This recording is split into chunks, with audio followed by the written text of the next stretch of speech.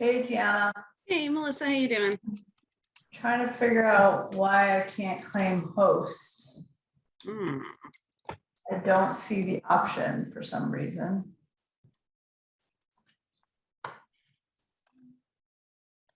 Do you see the option? No, I don't. Strange.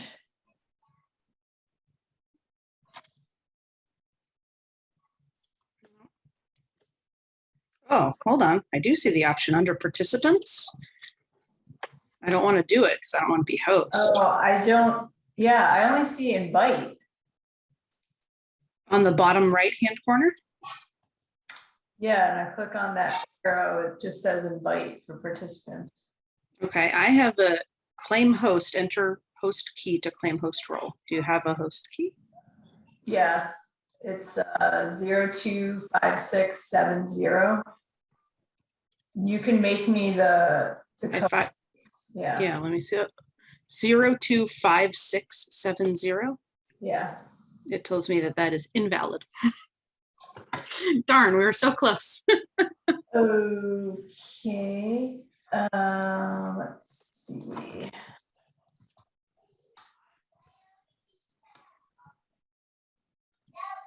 So when I click in the participants, like, and it makes the thing on the right-hand side, Yeah. that's where I have a claim host, not on the little caret up next to participants, but like in the thing that makes me a right sidebar of participants. Oh. And it's got at the bottom, it has invite, mute me, and claim host. Okay, so I'm clicking on my name and the 3 dots and I don't see, is that what you're talking about? Nope. Do you have the thing on the right-hand side? The participants list? Oh, participants list, no. If you click on the participants button, Yeah. I get like a side panel that's participants. Yeah, I don't get that. Oh, meeting passcode is 142261.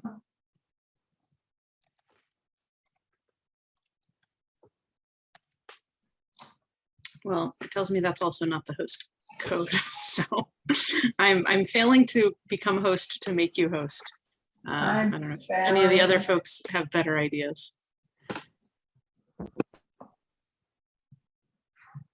Robin, any advice here? I don't know why I don't have the option to claim hosts for some reason.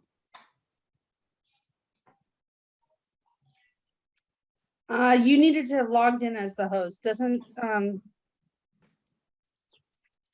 this town give you that login info?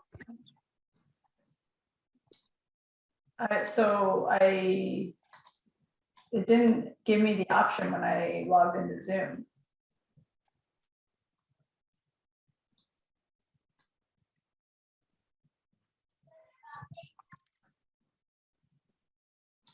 And if you're talking, we can't hear you.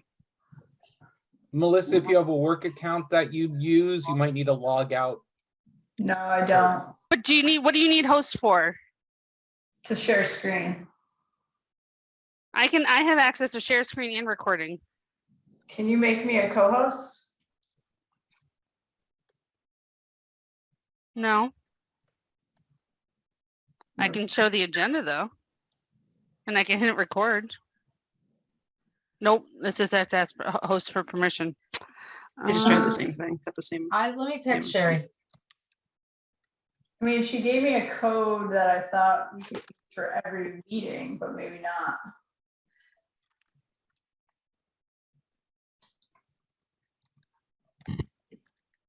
Sorry, guys. Okay, and share screen for ESC meeting. Let's see what she says.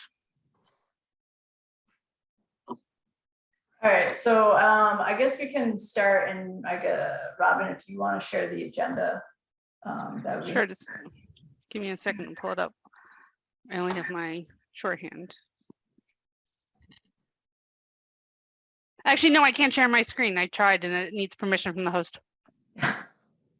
Disabled screen. Okay, well, I know what it says. I mean, I can read it, but yeah, Wait, down in the right-hand corner, see where it says claim host? So when you bring in the participants thing up on your right hand or your side, your lower right doesn't say claim host, you need a code then. but don't you have the code? There It is a doesn't code work. in the invite. There's a passcode in the invite that Sherry sent. No, this is a host code, it says. Different code. It's 6 to 10 digit number. So nobody I- has that, is what we're saying? I have the code, but Tiana tried using it and didn't work. Oh. So you already tried this, Tiana? Okay, sorry, late to the game. So I could generate a new invite and record it, and No, then we could share the recording. I know that that doesn't fully comply with open meetings, but well, I She don't said actually know I- that it's not, but it's the town actually does transcripting and stuff, and so they'd have a feature you wouldn't have. Okay, wait a second. I Sherry actually, I have says, access to that. We could. I emailed Melissa the instructions. If you click on the participants 3 dots, will appear on the right side of the screen. Do you see that? Participants will screen, yes. Yeah, let me just see if she can just send me the code. Yes, can you send the code again? I don't have the claim host option, that's the problem. That's weird that you don't have the claim Yeah. host. I do, and Tiana has it, right? You can still see it? On the participant right now. Now, when you say participant right nav, my button's at the bottom of the screen. So there's a participant button at the bottom that shows like 2 people and the number 8. Yeah, Click on that. yeah. It opens up a side panel. Oh boy. And I've got the That- code if you need it. The bottom of that side panel has the claim host button, for which the Right. code you gave me Oh. did not work. Yeah, the code doesn't work. Here, I'll give you the code she just sent me. Try 380101.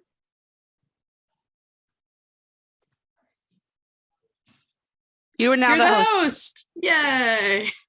Sorry, I Our powers do not combined. use Zoom every day, guys. It's okay. Okay, I'm gonna tell her we got it. We got it. Cool. I'm a Teams person. So sorry about that. Melissa, maybe make somebody a co-host just so that we don't Yeah. go through this again if you Good get idea. yanked off. If you have a bad internet connection or something. I'm gonna make Robin a co-host. All right. Let's call the meeting to order. Sorry for the delay. Public participation. Lisa? Hi, how are you? Hi. Nice to see you all. I was talking to Danny Noren this morning and. Sorry, Lisa, I have to sorry. interrupt you. You have to introduce yourself. Oh, name and Lisa address. Muse, Yeah. 17 Kilmarnock Street, Wilmington, but I work at the Galvin Middle School. So I was interested in joining your group today to find out more about recycling that is supposed to be happening at the Galvin. We've been there, 8 years, and there's been 0 recycling of anything in a classroom at all. I bring my stuff home with me. Most people just throw it out. But we were always told that it was because there's no room for a recycling dumpster on the property. That's the rationale we were told. So I heard that there's been a little bit going on in the cafeteria, and I'm excited to hear if there's a game plan for classrooms. Yes, so hopefully you've seen the recycling bins in the cafeteria. Do you go into the cafeteria at all? Okay, that's right. So yeah, I started the recycling in the cafeteria because, that's where a lot of the waste is generated on a daily basis. So, so we have recycling bins in there, and the janitors are taking care of them every day. I did hear that there are some issues with paper recycling in the classrooms, and I was trying to get some more information from the facilities director about that, but I wasn't able to get any answers from him. So I'm hoping we can work on that to get that going this fall, because I'm not really sure what the issue is there. Where's the recycling from the cafeteria going? To our town recycling vendor for public services. Okay. Are you sure? There's never been a recycling pickup or anything. We were told that they didn't do that. So I'm just curious, like that changed. That's good to Yeah, hear. it Oh, changed. Yep, it was all set up with the vendor and facilities people, and it's being picked up bi-weekly, just like the town. So, yeah. We all currently have recycling buckets in our rooms. We've always had them from the old building. And we really, the amount of paper that is gone through, even though we've cut down tremendously with digital everything, the amount of paper that we get rid of is enormous. It's just so wasteful. It's really terrible. Yeah, I mean, I really don't understand what there is, where the disconnect is there. I was, very concentrated on the cafeteria and getting that to be successful and to a point where that works. So that was my focus. And then I was gonna, talk to others in the school to see, why it's not being done in the classroom. So. Excellent. Well, anything I can do to help to move this along, I am happy to. I did reach out to the school committee a couple months ago asking about this as well. I talked to Mike Boudreau and he told me that another member of the school committee was working on this. I can email you and let you know the info. And also Tim, the head of facilities is usually very respondent. So if you would like me to reach out to him too, I can as well. Happy to do whatever I can do. Thank you for your help and your offer. And there is an open position for being a recycling liaison at the school. If you're interested in that. I'd love to, actually. That would be great. That's awesome. Okay, let's connect after this. And I've been talking to Tim and working with him this whole time. Yeah, so I know he's he's a busy guy, but maybe he'll be more respondent this summer since it's, slower. So we can work on that. That'll be It good. seems like we might be able to get the youth council involved as well. Like there's a lot of kids on the youth council who seem to be interested in this. In the high school, I think the green team kind of collects it from the classrooms and makes sure it gets to the right place. So maybe there's a way to get the kids involved. Yeah. We do get it collected every day. It just goes right into the trash barrel with the trash. Yeah. Okay, great. Thank you. Thank you. I don't think we have any other public participation. Thanks, Lisa. Thanks, Danny. Danny has my email if you want to. Yeah, I think I saw that he emailed. That's right. it. Yeah. Okay, no problem. Thank you so much, everybody. Have a good night. Nice to see you, Mrs. Lees. Thank you. Thank you. Right. I'm gonna share the agenda. Can you guys see this? Yes.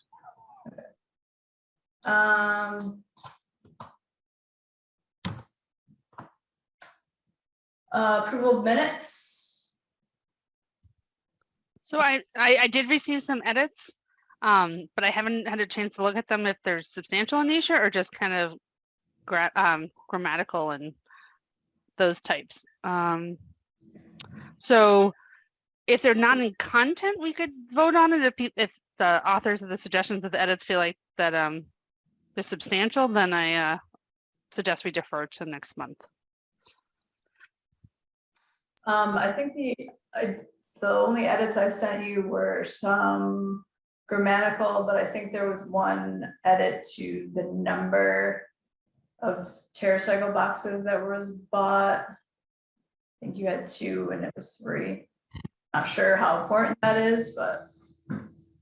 Well, there could always be a motion with that edit to be included and that would cover it. Okay, motion to add that. Second. Who said, sorry, who, Julie, Julie, second.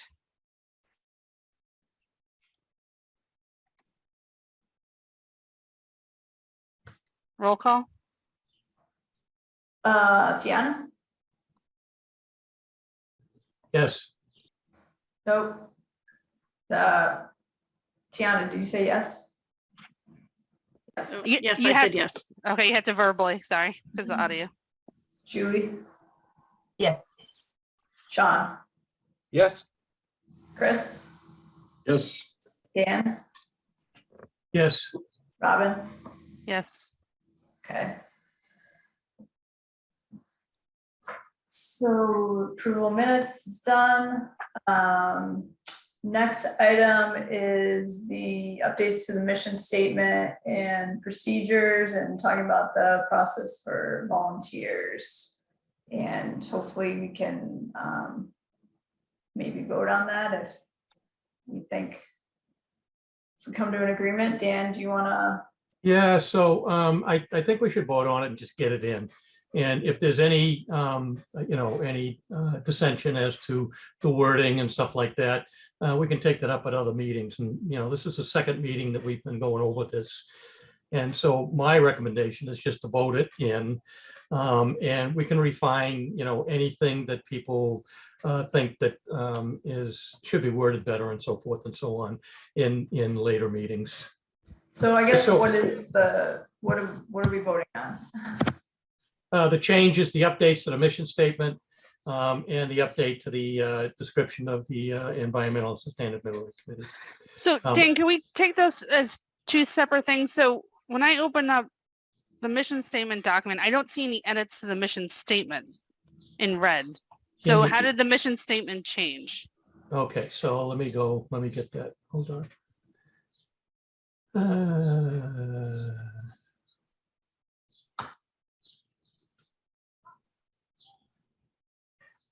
So let me, how do I? Trying to get back to my desktop so I can see what's going on. There we go. Okay, I think. Yeah. Do you want to share your screen? I can make you co-host. Yeah, I can do that. Yeah, you can do that. Yeah, so I can share screen.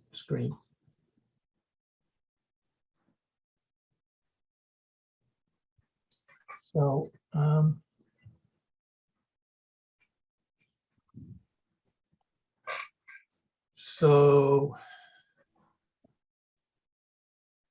let me share screen.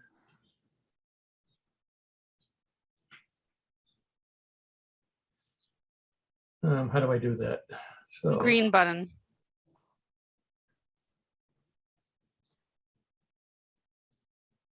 By the way, I see it. Okay, it's so gonna be there, late. basic, share sound, that, share. How's that? Great. All right, so maybe you have to have, I thought this would show up if you have Word and if, and it would automatically show up, but here are the changes, okay?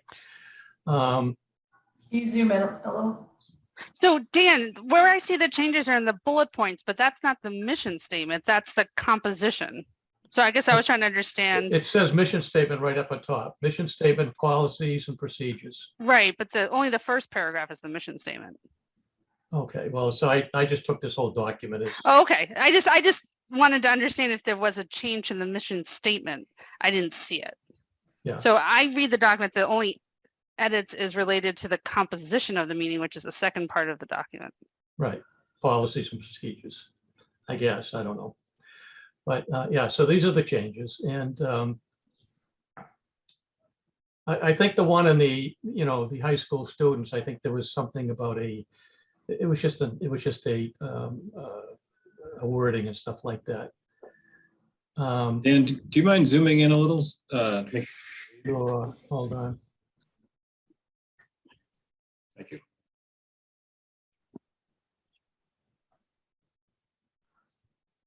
Much better, thank you. Okay. So this is where it gets into the volunteering here, multiple ex officio, non-voting prior applicants for appointments to the ESC who were not selected but willing to volunteer. And then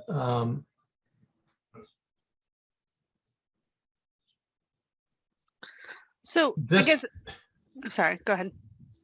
yeah, I thought there was something, so I thought I should have read this. So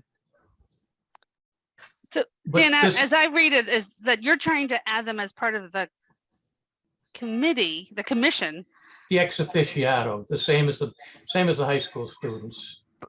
but that would imply that they came to meetings. I guess I thought that the thought is that they're just so different that it's not actually a committee member, they're volunteers, and that there's a difference between the two.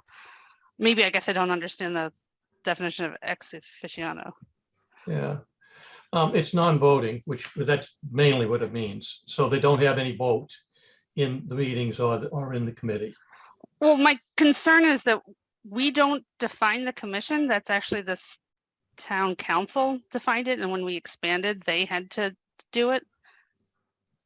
Right, Julie? So if it's in this body of our document, I don't think we have the right to change it. We can ask it to be changed by others, but Yeah, I would prefer not to have the town council have to approve the volunteers. I think it's kind of just anybody who wants to volunteer can volunteer. So maybe we just move them out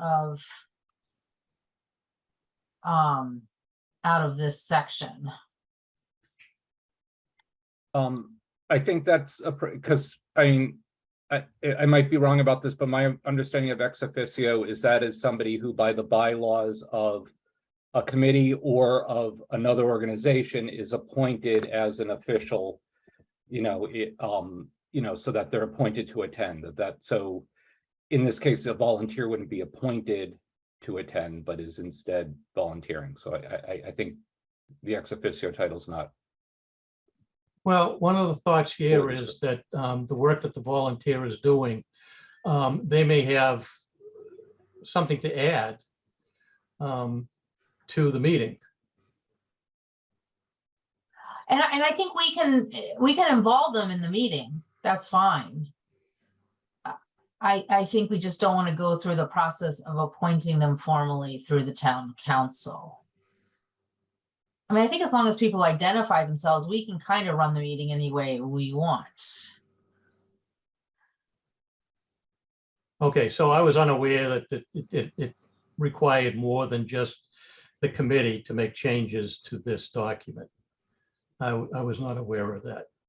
well, and I don't know if it's true of the entire document, but the beginning of Well, I think on the other one that you sent around, you clearly have it listed that the volunteers would be appointed by town council.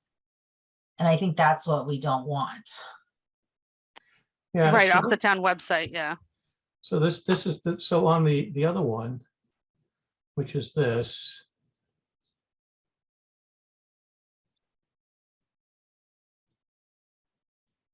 The one that has like the red, let's see, is that the Yeah, one you so sent? here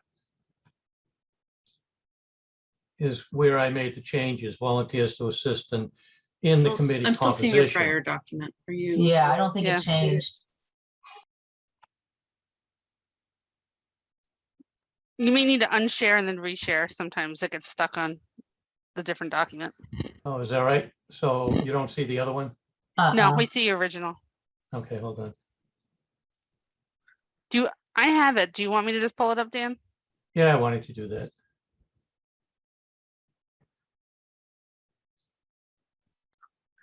So, yeah, the heading is a committee shall be appointed by town council and represented by, and then volunteers to assist. So, I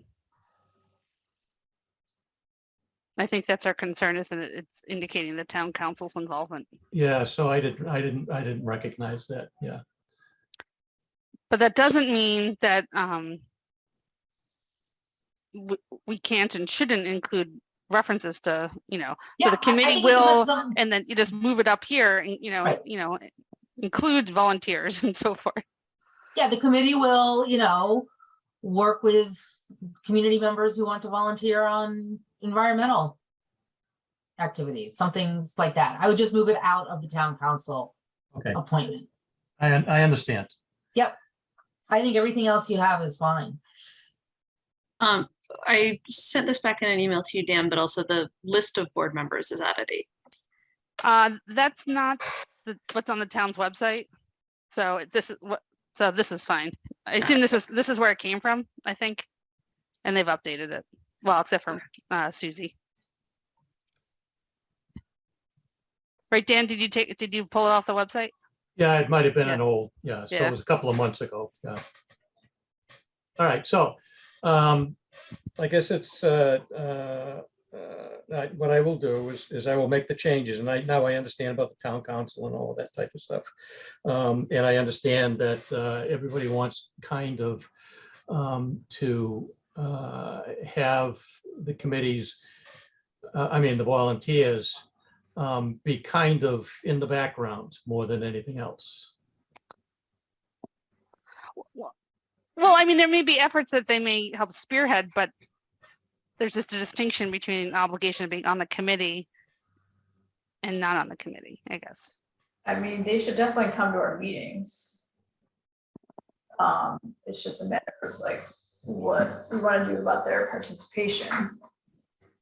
I would maybe phrase it as they would be very welcome to come to our meetings, but not required. I think we will chase away volunteers if part of the requirement of being a volunteer is that you have to, no offense, sit through our meetings. Like, I think if anything, we should be, if they want to come to a meeting because we're Or talking about a encouraged topic to they come to care meetings or about. something. Yeah, they're welcome, but they don't feel like they have to in order to volunteer. I mean, we have two existing means for participation, right? Because there's public participation, which certainly a volunteer would have full access to. And then there's also, we can and do invite guests to speak on a topic, right? So I think between those two are probably covered for most of what somebody would need to be at for a meeting.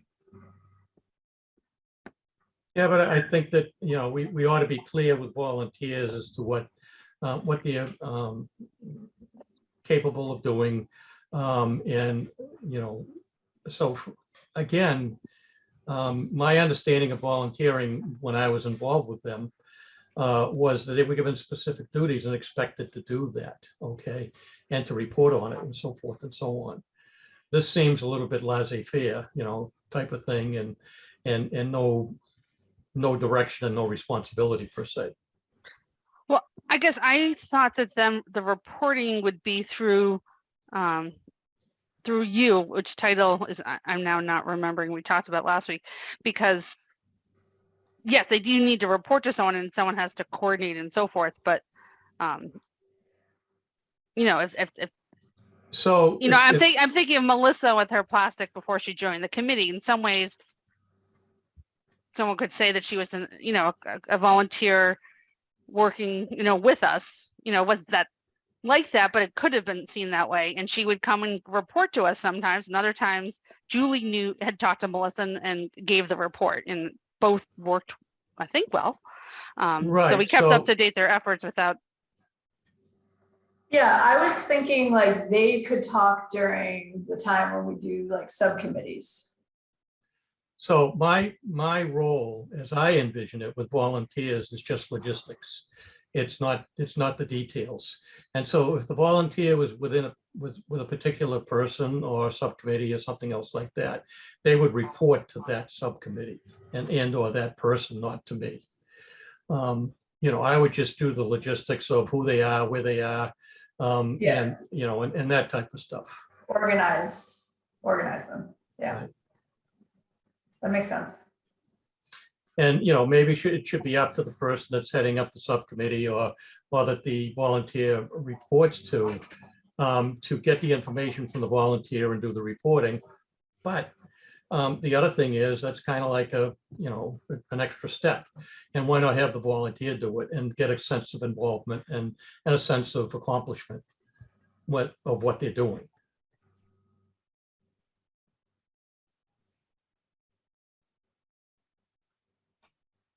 Okay, so do you want to revise what you I will do wrote? that.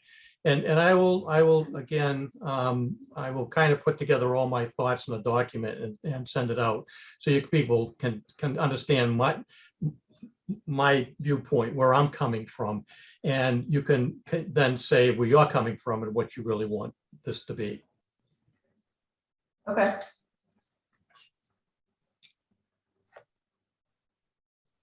Was that document that you shared, Dan, was that distributed before this meeting as well? I don't know if I received it. No, it wasn't sent before this. It was sent last night. Oh, I didn't get anything. Oh, I got it. Yeah, I got it. You were on it, Chris. McMillan@gmail.com. Yeah, yesterday? 23 at 8:03. Yeah, 8:03 is when I got it. Okay, I'll double check. Thanks. I'll forward it over to you again. Melissa, I don't see your name. Oh, well, that's. So I'll forward it. Spam Thanks, folder. Dan. It's a big group. It's hard to catch everyone. Yeah.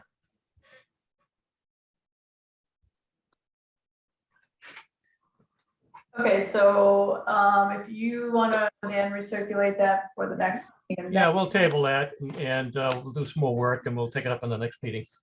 We'll vote on it hopefully the next meeting. And I guess just so we're clear, it's an update to the procedure, not the mission statement, right? You're on mute. Yes. Okay.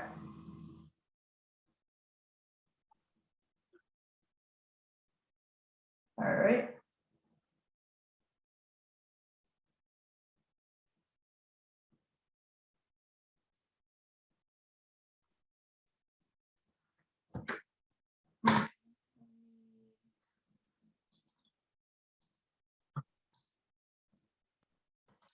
Next is, I just want to talk about tabling at the farmer's market, whether there's any interest.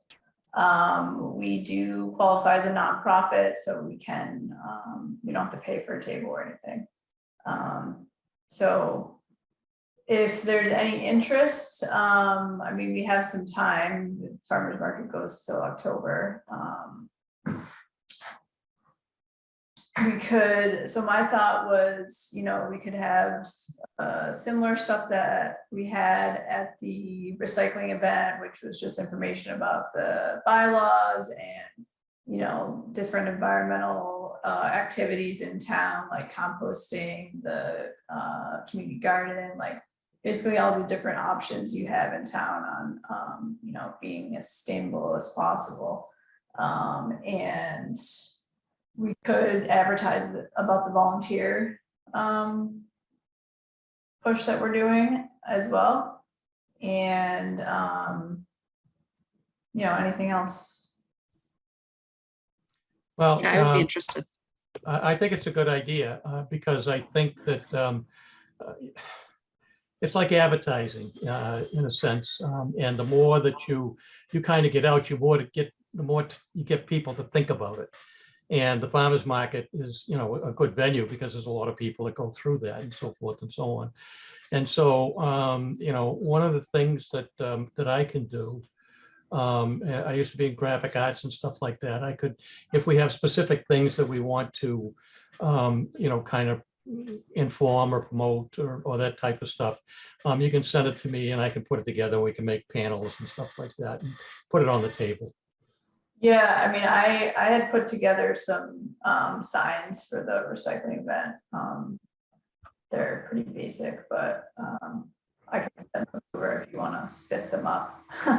Yeah, and I have the capability of printing out 13 by 19 okay. In full color. So, you know, it's Okay. Great. So one thing to keep in mind, the market can be windy. So when people do try to have vertical signs, they tend to fall down. So thinking about how we display them needs a lot of consideration. Because Robin, otherwise you'll just spend the whole time trying to reset up the signs, as I see others try to do. Yeah, that's what we did at the recycling event, and it was annoying. Yeah, so here's the thing. I used to go to, these open markets all the time. I'm a woodworker. And I had these signs and they were on a platform that had to be very windy in order for these things to blow over. Oh, great.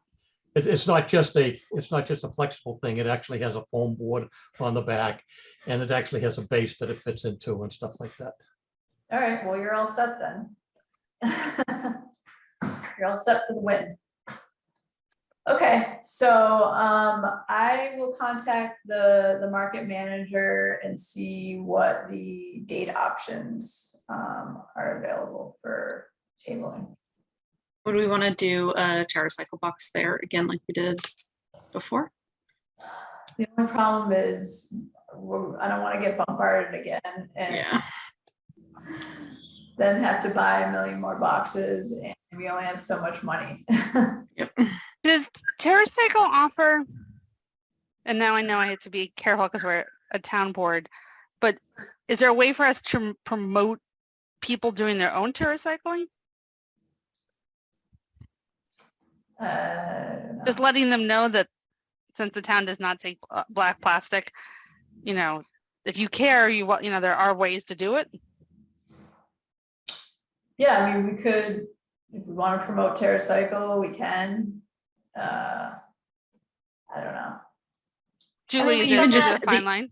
The educational piece of letting people know that they shouldn't be putting their black plastic in the recycling is also important. I think that was news to a lot of people at the recycling. Yeah. Yeah. I mean, if TerraCycle had like a discount they offered Wakefield members, which is kind of how we do composting and it's no different than composting or rain barrels. There might be something like that. I know my daughter suggested, she saw it at Amherst, she's in college, like where you literally like set up a thing and you have recycled materials and you pick where it goes. So you have a trash bin, a recycling bin, maybe a composting bin or something. And you literally like have a game where you throw it into the right bin. That might be kind of fun. And that would raise awareness around the black plastic and the composting.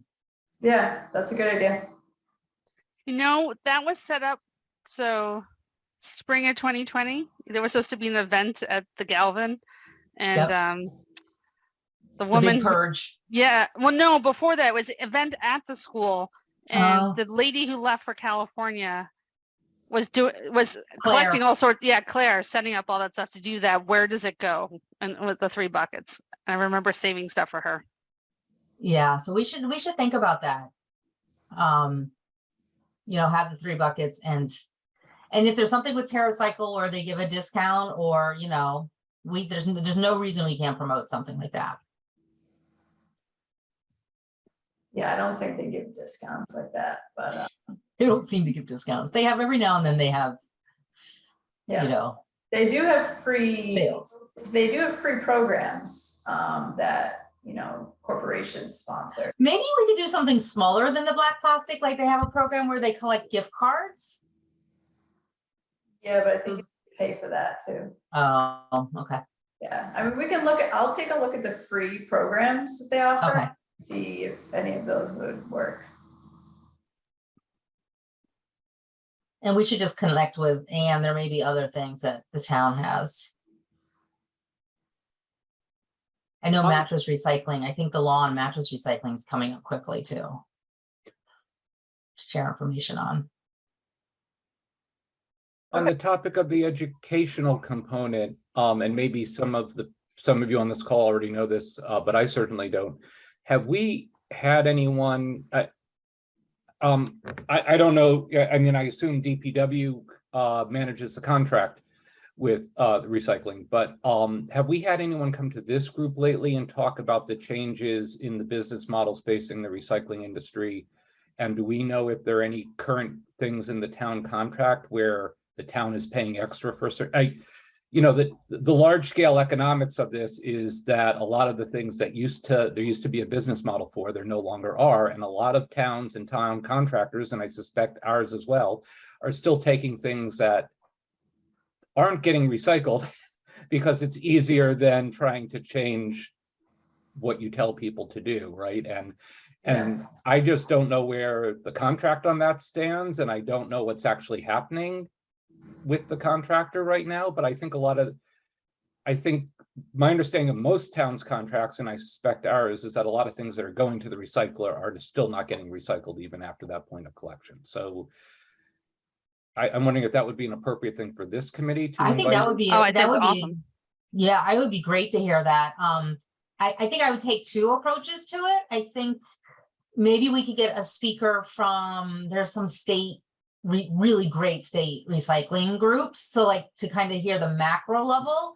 And then I think probably Joe Conway can tell us where we are. We just renegotiated the recycling, I think, in the last year. And we pushed really hard for things like box recycling, cardboard recycling, and things like that. But it's a good question, but I'm not sure he knows really where things are going. So I think kind of a macro and then a micro might be a good team presentation. I know somebody at Republic Services, the sustainability coordinator, so I can have her come to our meeting. I already asked her to come to like That'd be awesome. some schools to do a talk as well. But I can reach out to her. Yep, and Joe's pretty good on where we are on the recycling. I would love this group to like ask DPW to be reporting on, we used to get reports monthly on how much was picked up and all of that kind of stuff, and they don't do it anymore. So for work, I have to get reports from my projects because of lead. And apparently the collectors are so overwhelmed with the paperwork because people are asking that they're months behind. So depending on how loud you are may depend on how frequently you're getting them, I guess. I just had a conversation today, or I was listening to a meeting and they were saying, oh my God, all these projects care and now they blah, blah, blah. So Interesting. So I think we should ask for it because they need to be prepared to answer it. All right. So yeah, we'll see farmers market and then we can go from there on what we want to do at the table. Next is I just put this on here because there was a draft that came out on the state building code, and it didn't seem like it was as strong as people had hoped. And I know that, we were kind of waiting here to see what it looked like in order to make a move. But since it may not be as strong, I was just wondering if we had any options in Wakefield to do something.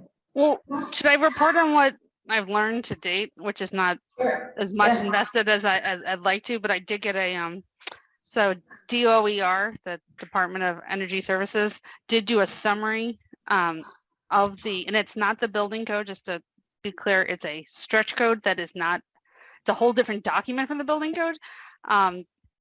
And because of that, there's a procurement difference. So it goes alongside it, they kind of work in tangent, but it does not talk about what it used to say. It kind of just gave a summary of what it is. But after glancing at it, so some things that are new that this group has talked about is the requirement for wiring for EV stations in both residential and commercial. Residential definition is a 1 or 2 family. Anything greater than that is a commercial code. So all the multifamily you see in town is a commercial building, even though someone lives there. So just to remind you that nuance. So in the residential code, the proposed energy code. So remember they broke it into just taking our stretch code and making it better, and then offering an alternative that even goes further. But just on the next version of the stretch code, at least 1 space per home with a minimum of 10 spaces to be provided with electric wiring for future EV charging. So that's similar to, I think the locals were talking about, and then the base code saying, and then it goes up to 1 per home, never goes more than 1 for single family house, but now they're talking about going up to even as much as 20% of your parking lot has to have availability of plugs. And then commercially, It also, I'm scrolling through it because it's organized different. And then it goes into all kind of what kind of plug-in stations, but 10% of all parking spaces. So, and some of the lots we see in town, that could be pretty substantial. I did not see going through it anything about solar requirements, photovoltaics, which is what folks in town were looking for. Yeah, the main thing was that there was no requirement for installation of renewables. Right. Like readiness. That I didn't even see readiness. I did see it. They talk about paying attention to if you had solar, it allow you to not do some other things to your house. So as an sort of an incentive, I guess. Not sure that someone would do solar over something else based on what those other things are, but circumstances you just never know. But yes, no, I did not see any requirements to have solar on your building. If solar was an option, because it's not shaded. So that's kind of different. So, but in general, you know, they're asking, there's a whole bunch of stuff about, you know, the efforts to go all electric and kind of trying to push people that way for heat and so forth. Yeah, so I'm just mainly wondering like what we can do in town if we want something stronger. Well, what we could do is this, you know, it's just the putting it in front of town meeting. I mean, I don't know, and I missed a meeting where I could have asked this question, what other communities are doing that wanted to push the solar objective, if they're looking to file legislation differently, or they're just going to say the state's not going to help us and we're just going to do our own thing. I don't know the answer to that. Yeah, I mean, Tom was working on, you know, those two, you know, EV and solar bylaws, and so I don't see why we can't just move forward with those.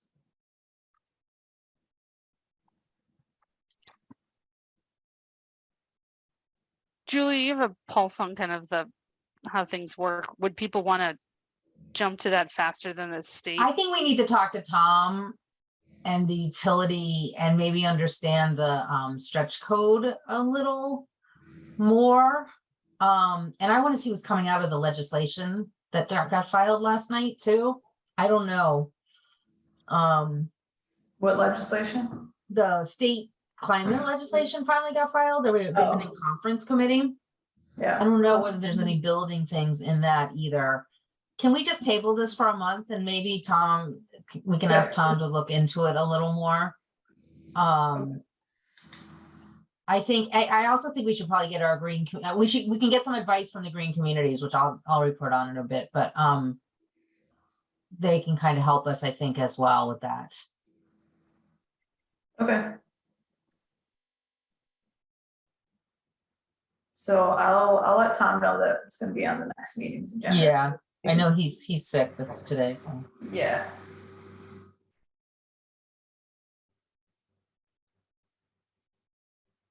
All right.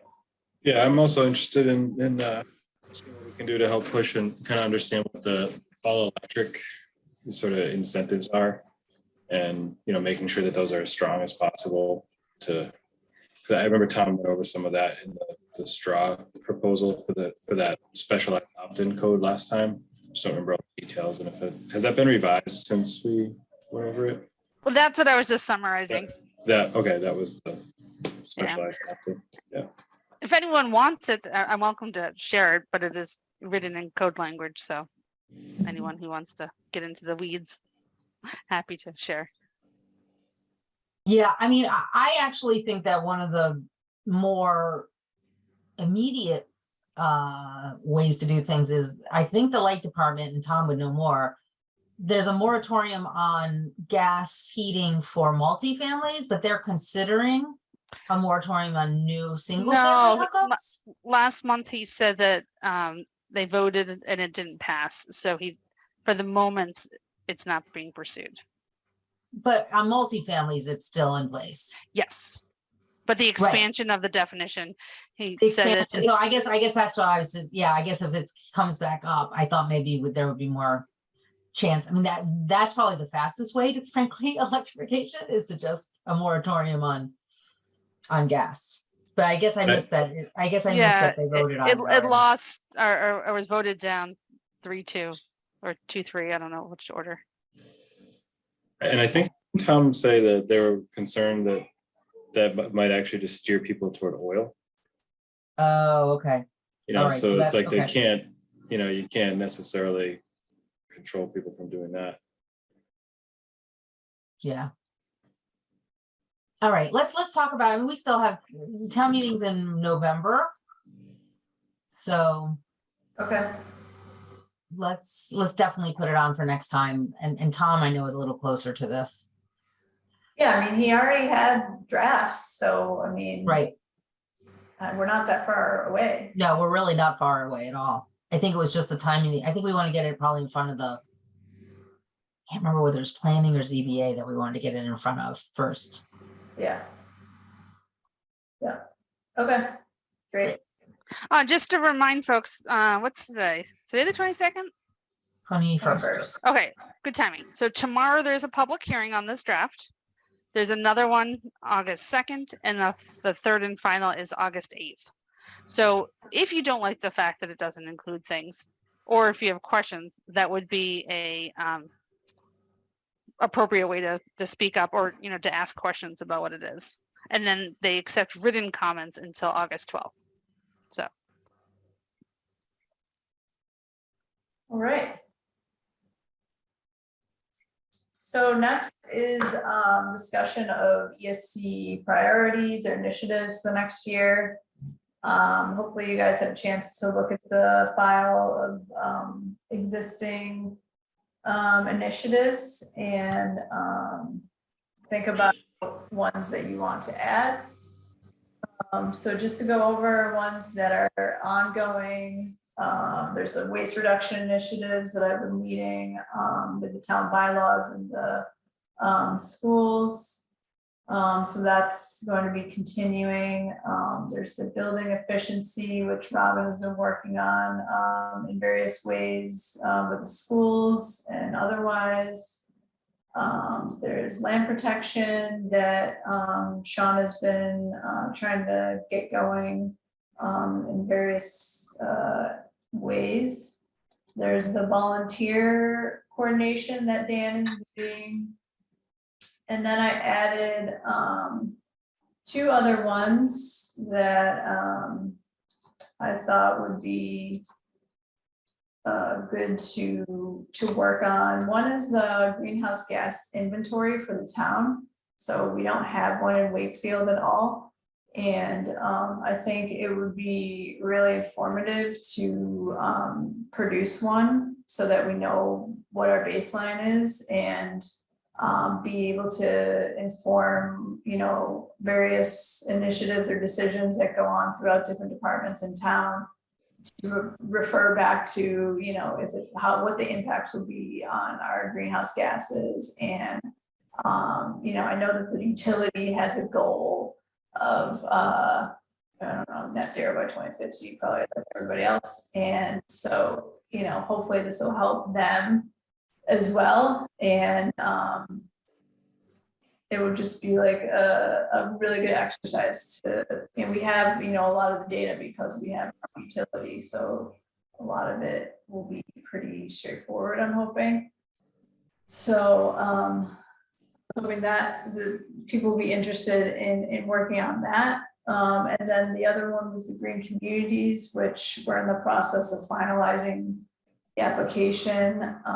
So that'll be like kind of an ongoing reporting for that program that hopefully we can help support. Does anybody have any other ideas or thoughts on what's on here? I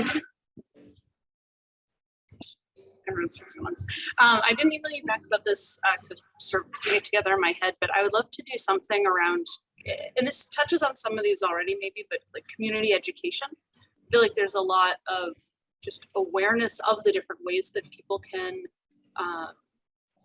do the sustainable thing that is just not getting out to the public. So I would love to focus on that sort of across any of these different initiatives. How do you go solar? How do you reduce your waste? How do you, switch to an EV? Like, how can we make it easy for folks who are so motivated to do the right thing, find town resources available, put their trash in the right places? Okay. Great idea. I think we should think about, maybe as part of community education, advocating for a sustainability coordinator, like a town sustainability person. Yeah, I think that's great.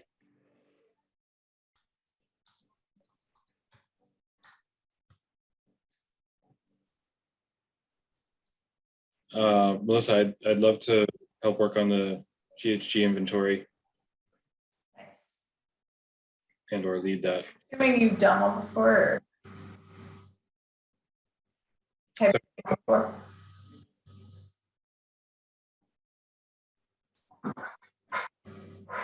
Can you hear me? No, I'm sorry, what did you say, Melissa? Have you done one before?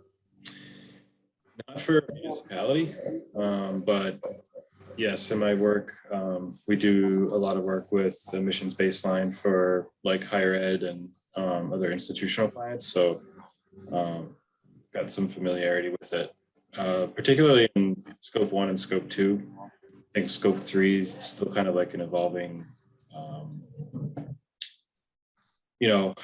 standards for how to tackle that.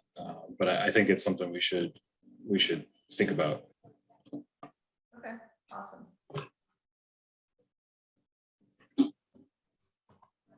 Any other ideas?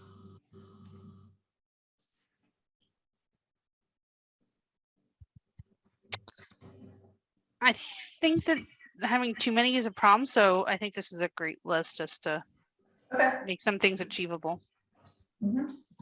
Under the community education component, I think the conversation we just had around recycling could just go into the description of work so we don't lose that. It also is covered partially in the waste reduction ideas. But. Right. Yeah, I think that's one of the areas where there'll be overlap between some of these, where things that we learn in one area we want to get out to the public. I know on the land protection, when we were talking about that as a priority last year, that also one of the things we want to talk about was public facing messaging around the opportunities for recreational use and other things as well.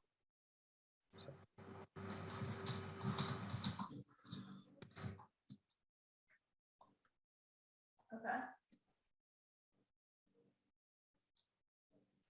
Yeah, I mean, I think the community education is kind of overarching throughout all of these.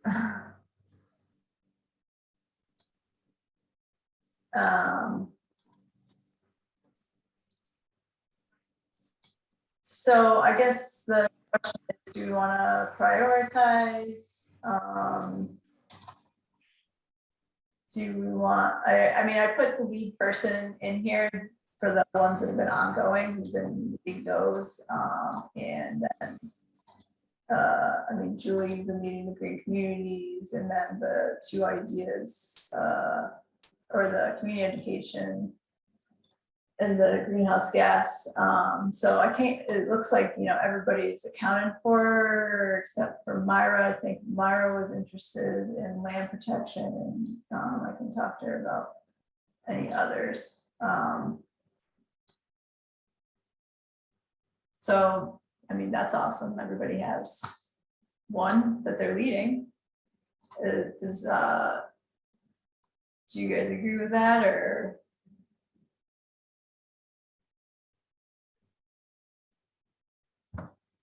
The one thing that's not on this list that I had mentioned last year when I was still wet behind the ears was, and I don't know if it's a separate thing, it intersects a lot with the school stuff, but anything around just kind of food-based things, and if there were opportunities there. And I don't know that we need to create a new category or not, but one of the things that I was interested in doing was trying to connect, and this also comes to Dan's interest in volunteers, but trying to connect with some of the resources in my day job at Tufts with the students who are involved in food and nutrition education, a lot of food sustainability work. So graduate students, but also undergraduates. So I mean, that could fit in with the existing structure and just, you know, be appropriate places, or it could be something. That could be under the separately. community education, right? Yeah. Okay. Yeah, that's really super, John. I'd love to talk more about that. And I don't know if people are familiar with New Entry Sustainable Farming Program just down the road in Beverly. So that's a Tufts project that they do new farmer education, but they do a lot of other things.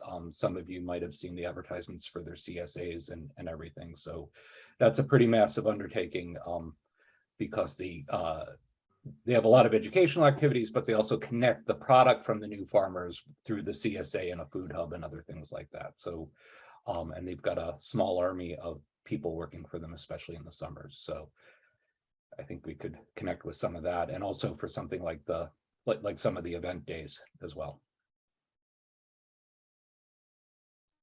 Yeah, that's great. I mean, I think we can kind of all contribute to this community education one because it's going to be, you know, kind of overarching on all these different priorities, probably.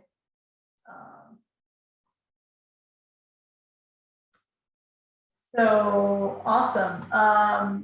I guess the question is, you know, the organization of all these, and I guess what's expected of, you know, the leaders, and what are the kind of outcomes that we want to work towards, maybe that would be a good thing to put on here, like some goals or something. I don't want to make it too worky, but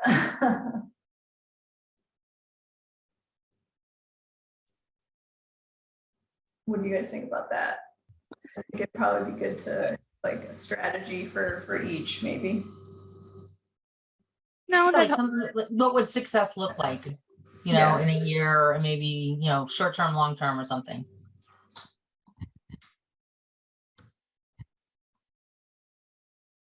Okay. I guess, do we want to discuss the goals, or people want to think about it and let me know? I like to suggest people think about it and then come back, and unless people have initial thoughts. I have an initial thought that I don't mean to be snarky at all, but maybe initially we should only have one goal, which is to set ourselves a date to come up with measurable goals for each of these things, because I think it's too big of a conversation to have here. And kind of along that same lines is, and I think we struggled with this in like, what's a subcommittee and what's not. I think if we agreed how we want to proceed on each of these priority areas, like the idea that each subgroup would have, you know, there's a leader and they have at least 2 people and we talk at least once a month or something like that. Yeah. I think that'd just be easier for setting the expectations, and also then just having a single set of approaches for how we do this. I know that when Mary was leading the land use thing before she became unavailable, like we did have a few meetings, Myra, Mary, and I wasn't really clear if we were having covert meetings or not, or what's, you know, the necessary to just be in line with the spirit of open meetings law. But I mean, obviously we need to have conversations that can't all happen here. So yeah.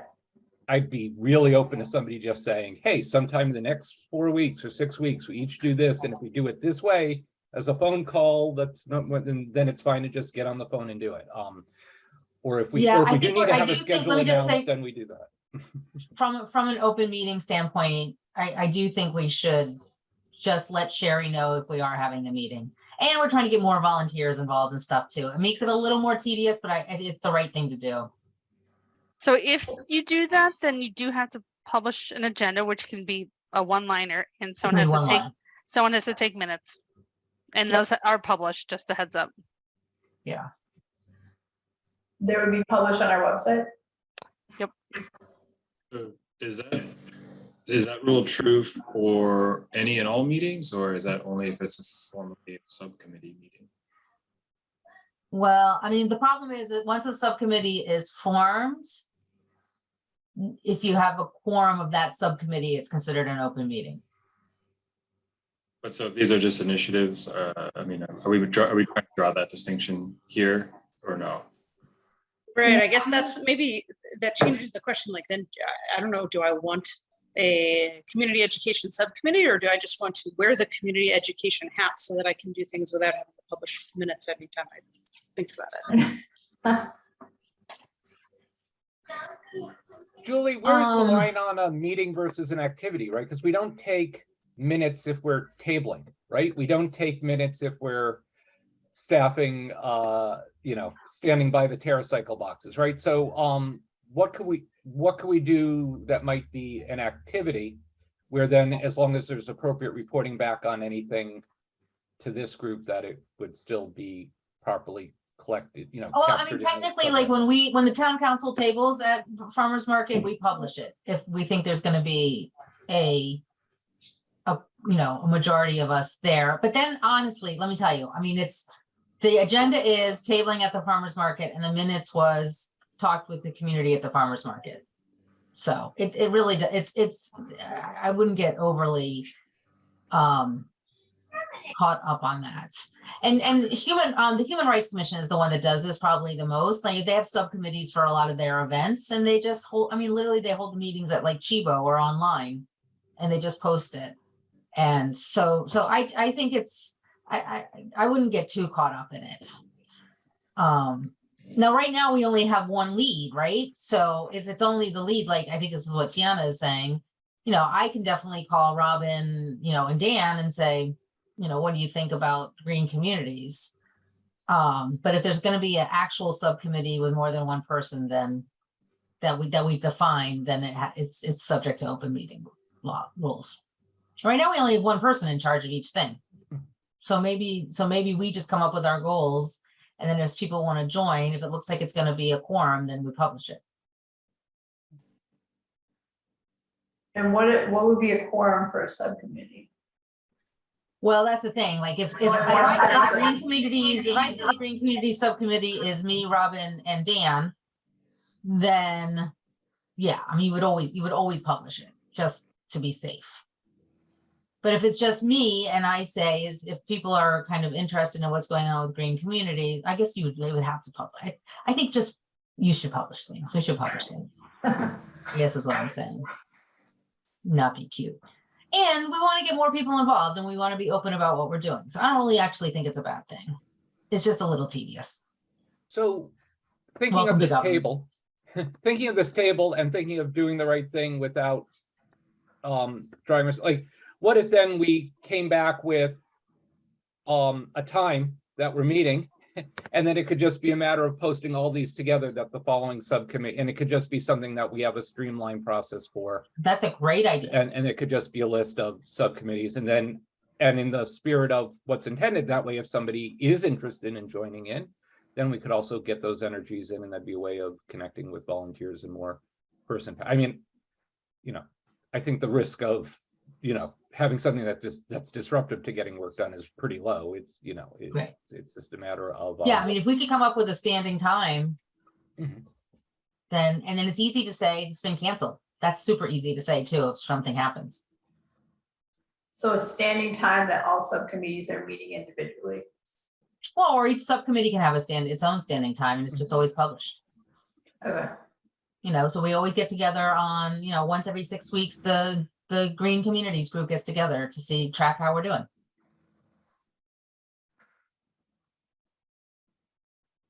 What's the actual procedure for publishing that information? Oh, it's super easy. Melissa can probably share. It's Sherry Dalton in the town managers meeting. You probably all have had contact with her. You just send her the information. She gets it all published. And yeah, I think she would have to create a Zoom too. Oh, the Zoom is such a pain. Yes. Yeah. Yeah, she would have to put the Zoom together. But she does that all the time. We have lots of accounts. So. No, actually, if you met publicly, then you could just set a location. It doesn't have to be Zoom. You don't have to offer virtual. So You're to go right. to Julie's comment, Zoom. if it was at a It's public place. meeting though. Yeah, That's fine, as long as you do it, if you do it at Chivo, if you do it at the library, that's fine. Yeah. That's fine. You're right, they did not pass that law yet, that everything has to be recorded. In town, I think we prefer it, but I think for subcommittees, it's fine. Okay.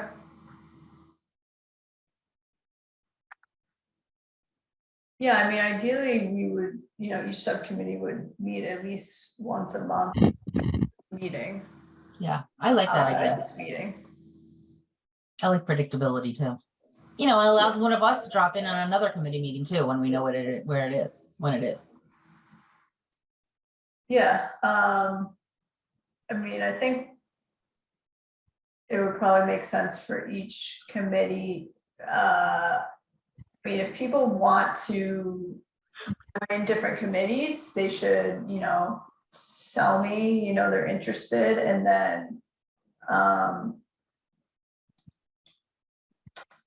just so we have like a general idea of like who's working on what besides these lead people. And then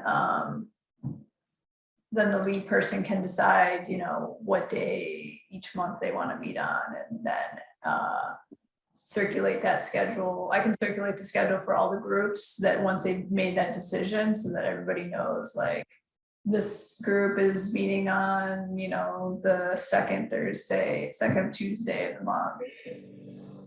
So if anybody else wants to join in on those subcommittee meetings, they can, they know when they are.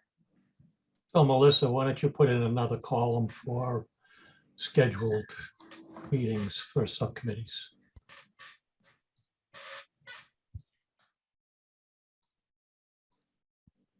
Okay. So let's think about filling in these two columns, I guess. If you want to send me, I mean, I'll circulate this file again, and if you want to send me your ideas for goals for each subcommittee that you're leading, and then preferred schedule, I can fill in this table. Well, and do we want to say who's interested in which other committees also? Besides the lead person? Do you want to collect those now, or people want to think about it? think about it. Think about it. And also we're missing some members, so. I have maybe a procedural question. Is there, and I might know the answer to this based on the public meetings, open meetings thing, but is there a reason we can't put this on like a shared drive somewhere and let people co-edit? Like we can't? That's considered deliberation. I see. Okay. Yep, so you have to do a one-way conversations only, unless only a non-quorum amount of people have access to the same link. Okay, right. So like if Julie and I wanted to co-write a document, we could co-write a document because we aren't quorum, but for something that everyone is involved in, the way to do it is we each separately email Melissa and say, here are the details for my piece. Yep. Yeah, Cool. so I mean, once the subcommittees are established, you can share documents on Google, like no problem. But I think because it's like a PSC thing, it'll, have to be not like that. That makes sense. All right. I wonder if I should ask Tom to come speak at our meeting next about some of these rules. Our council, he does a very good presentation. I think I'm supposed to send you guys the link to one he did already. I'll try to find that. Yeah, if there's something that we can read, I'm not sure we need to have like a presentation. Yeah. Just so we have a quick reference guide, that would be nice. Right. All right. Awesome. So I will send the file around for people to add their goals and schedule, hopefully by the next meeting if possible. Okay. And just clarifying on the goals, it sounds like you're asking for maybe like everyone to think of a short-term goal as well as a longer term goal, like 1 year? Is there sort of a time frame for the short term? I think it's open, I think. I think it would depend on the initiative. Yep, that makes sense. I think it's the leader's discretion. Got it. Yeah, I mean, because like a greenhouse gas inventory could take a while, but like setting up some educational stuff may not. So it's really depends. Okay, back to the agenda. Speaking of committees. So yeah, this would be the point where everybody kind of reports on their subcommittee during the general meeting. So that's how that would work. So waste reduction stuff, I did buy 2 more TerraCycle boxes for the overflow plastics that we had from the recycling event.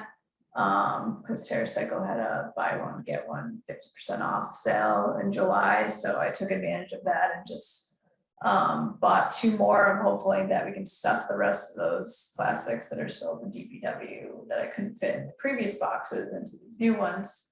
So that'll be done.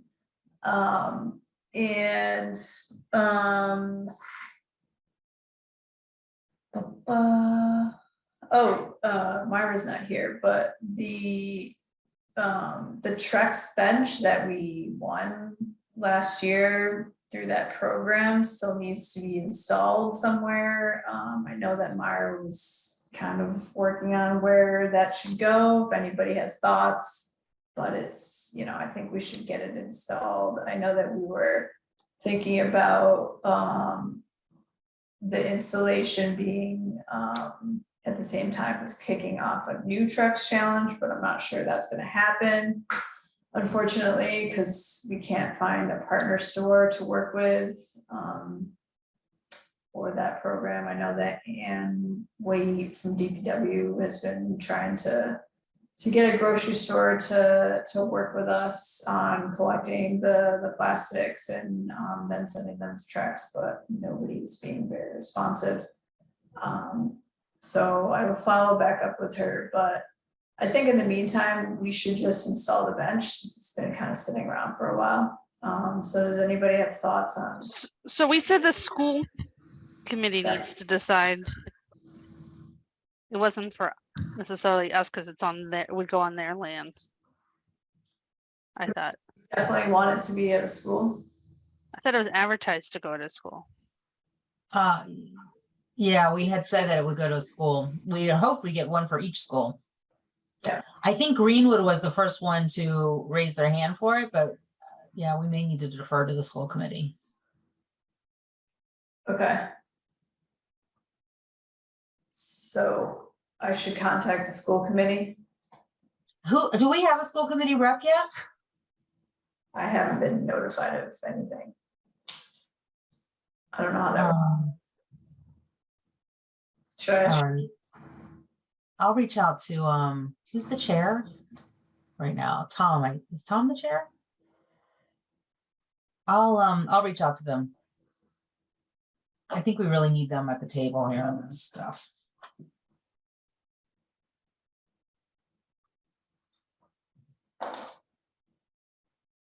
Okay, so the school committee needs to decide. Should I just have Ann contact them? Yeah. Okay. Since she's been trying to get us to make the decision, but I guess it's to make. I mean, I do kind of feel like the Greenwood has done, you know, they started the whole food rescue stuff and helped the other schools do it. And they have that little garden area. So it seems like they might have the location to do it. But, yeah, put it by the garden or something. Yeah.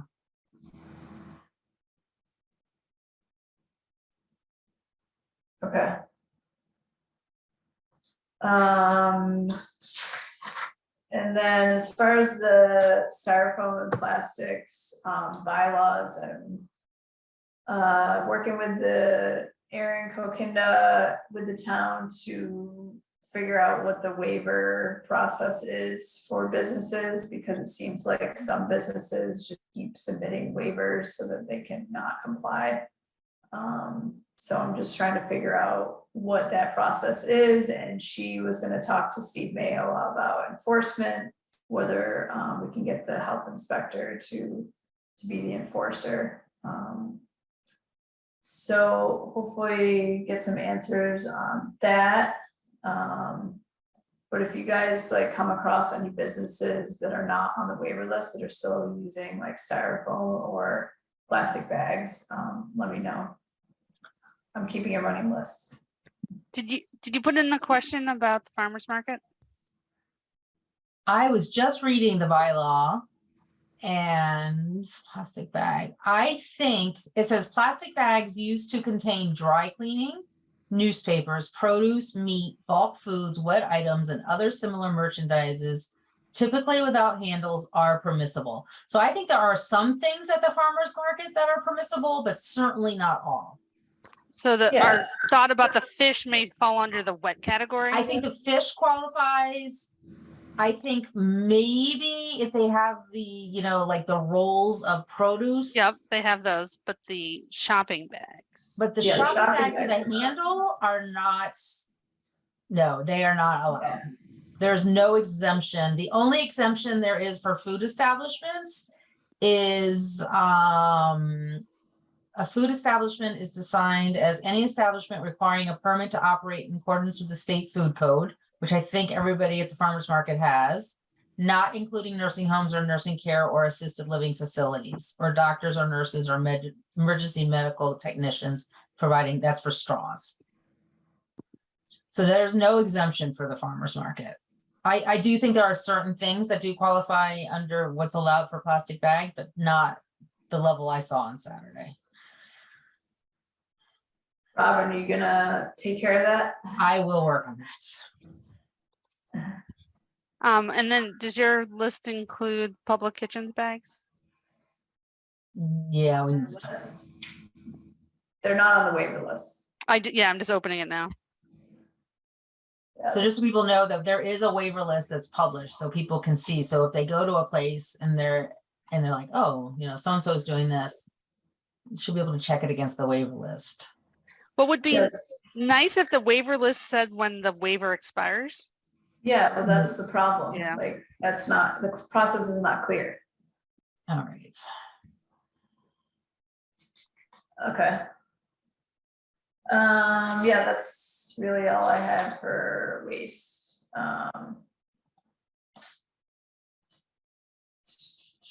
Yep. Sean, is there any updates with land use? No, I think between my being out of town for a few weeks and Myra's being out of town, there hasn't been much time since the last meeting. But I have recently sent out a message to people I believe were interested in meeting for land use committee to set up a time so that we can have a compliant meeting. So nothing more to report other than that, unless anyone had any things that kind of fall into the general heading. I know we were looking, Julia, we had chatted about connecting on the planning activity. I forget the right name. The Conservation Commission on, yeah, I'm looking at town-owned land. And I know that they're anxious to meet with us. So whenever you're ready, that will happen. Well,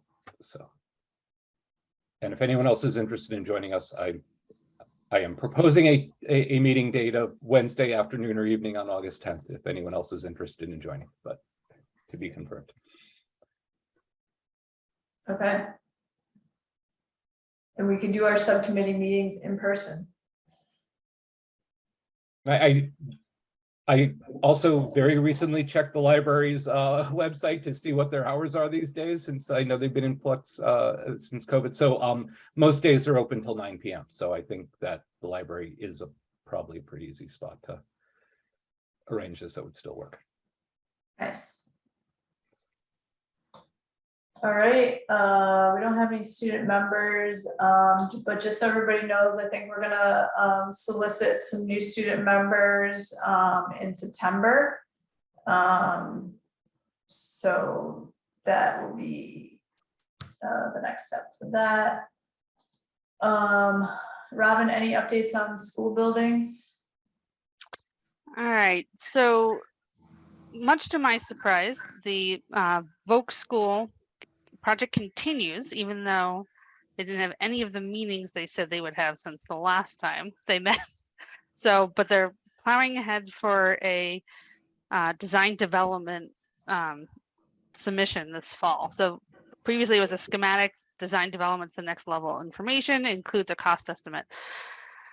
And we'll have more details. I have no idea how it looks in terms of the gas and lights participation in making changes, but they may be having a public meeting August 11th. I have it penciled in. They haven't published it, but I reached out to the owner's project manager to say, hey, what happened to this project? Because you were just you had said you were having more public meetings. So I have no idea what that means in terms of what the project looks like. If it looks any different than it did before, the roadway questions, protection of the forest, no idea. For the high school, Kind of working in the background and not like posting anything publicly. I mean, that one meeting back in April, you know, there were neighbors that said that they were filing stuff with the state trying to stop the roadway project. So, so I've never seen anything public more about it. They came to the traffic advisory committee a couple of weeks ago Okay. with their road plan. It was a little unclear. And so they're supposed to be coming back, but there is some information on the traffic advisory recording. I was most struck that they're not putting sidewalks on their long driveway up to their building. I know, I just can't. I also hear that the discussion is going well with MLD and that there's talk of a microgrid to kind of connect all the schools, and Right. it might take some town land. And Sean, maybe this is something we should, you know, which is fine, or there'll be some sort of a swap for land to do the microgrid. So that might be interesting.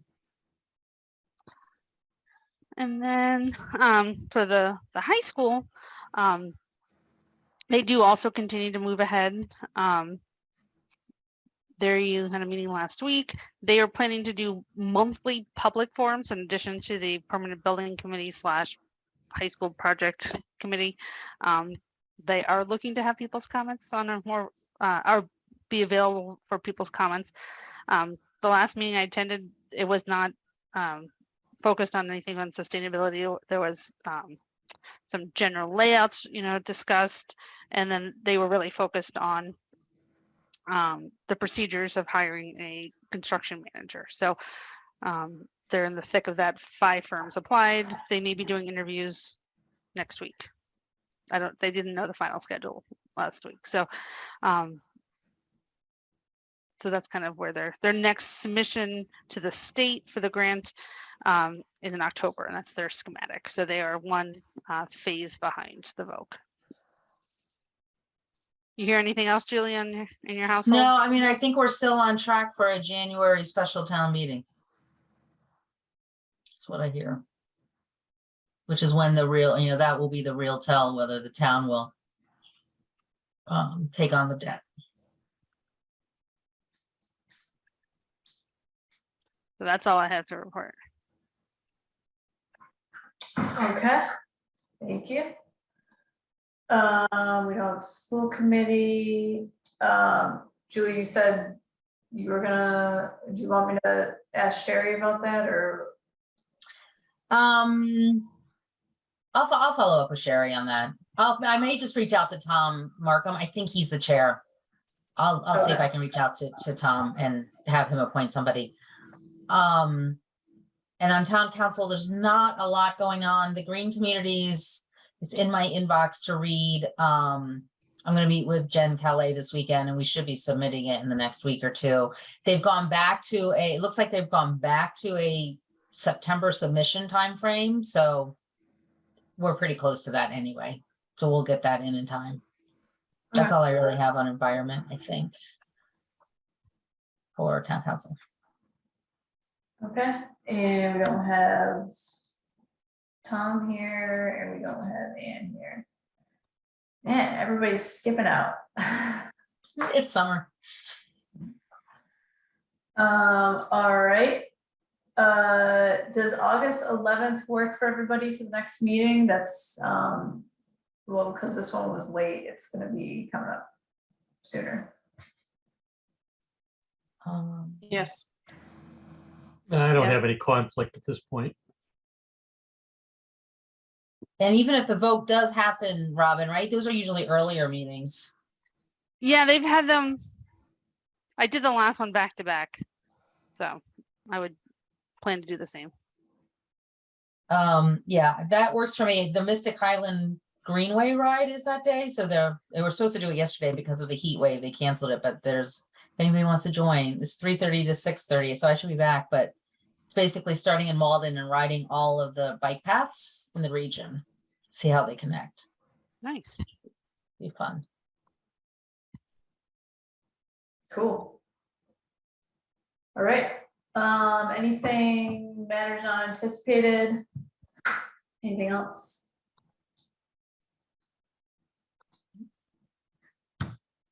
Okay, motion to adjourn. Make a motion to adjourn. Second. All right, Robin, Yes. Sean, Yes. Chris, Yes. Dan, Yes. Tiana, Yes. Julie, Yes. and I'm a yes. Woohoo, we made it before 9. Good job. You're welcome. Nice to see everybody. Yeah, it was nice to see everybody at the social. Sean, sorry you couldn't make it. Someday we'll meet. Yeah, I'm so sorry. About an hour before I got off the phone with, I had a kid at camp who there was some COVID in the cabin, and my kid didn't get COVID, but everyone in the cabin was basically going home. Oh, man. Because they No. they had been isolating in place, and then a second kid got sick. So I was going and doing an unexpected camp pickup. I apologize that That's too bad. That's a bummer. Too bad for him. Yeah. Summer camp canceled. Yeah. Darn COVID. Have a good night, everybody. Thanks, everybody. Okay, good Bye, night. everyone.